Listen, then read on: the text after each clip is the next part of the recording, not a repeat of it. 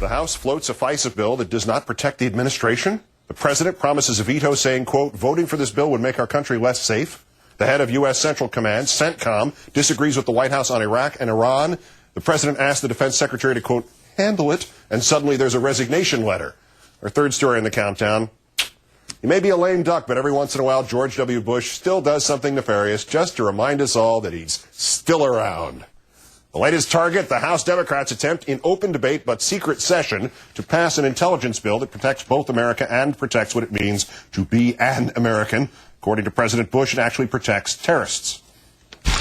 Their partisan legislation would extend protections we enjoy as Americans to foreign terrorists overseas.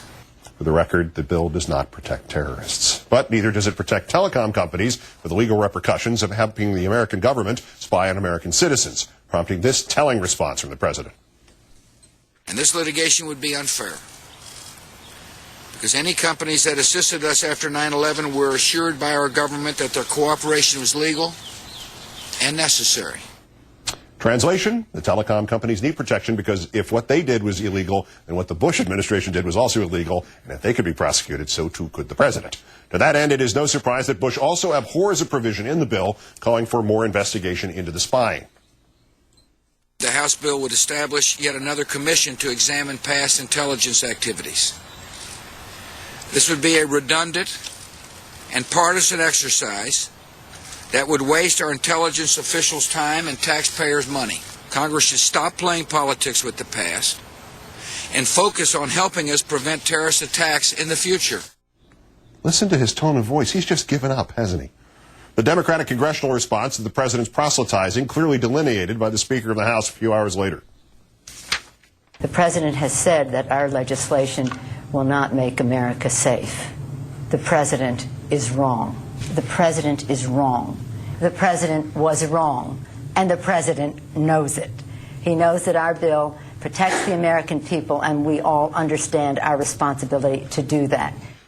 Joining me now to help figure out what was the president wrong about and when did he stop knowing it, our own Rachel Maddow, host of the Rachel Maddow Show on Air America Radio, and also one of the sole survivors of Dan Abrams' show last night. Thanks for your time tonight. Thanks, Keith. And you don't have to wear any protective devices. Or anything. No, shut up. Why don't Democrats just come out and say this sort of directly, that the president is prepared to veto a bill that makes America safer if it makes him less safer from prosecution? At this point, they might just be waiting for him to make that argument himself. He's made so many other arguments for why the telecoms need immunity.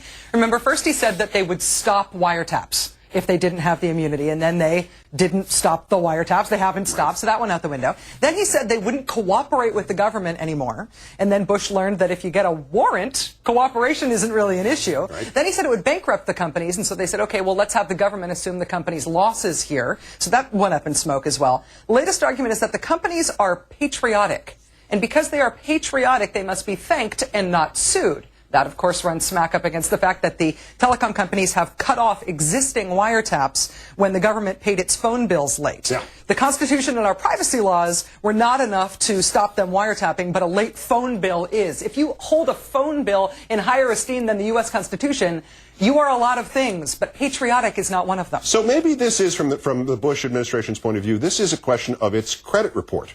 That they're worried that if they don't give them this telecom immunity, next time they're going to cut the phone service off and the wiretapping service off altogether. Yes. Maybe it's that.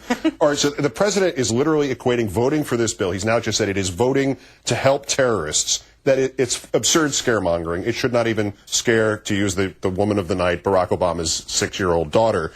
How come it seems to work occasionally on Democrats in the House? Well, I mean, the scaremongering it's almost unexplainable how this would this would be the secret dog whistle for the next 9/11 if the phone companies were not protected from being sued for previous bad behavior. Mm-hmm. The only grounds in which that makes sense, the only way that's logical, is if Al-Qaeda, we believe, is made up of disgruntled telecom shareholders or something. It's an argument that's very easy to defeat. And so the Democrats ought to be able to defeat it, but they have shown willingness to sacrifice our concrete rights and liberties for these phantoms of lost security, to paraphrase John Ashcroft, time and time again. I hope that they won't do it again, but I do not live in expectation that they'll do the right thing here. Are they all afraid they're going to turn into America Firsters like Lindbergh or, Neville Chamberlain's that there actually would be another attack, and then there'll be a list of the people who voted against this particular bill who'll be trotted out and marched through the streets towards stockades or something? They might be. They might literally be afraid of that. But what you do if you're a competent political animal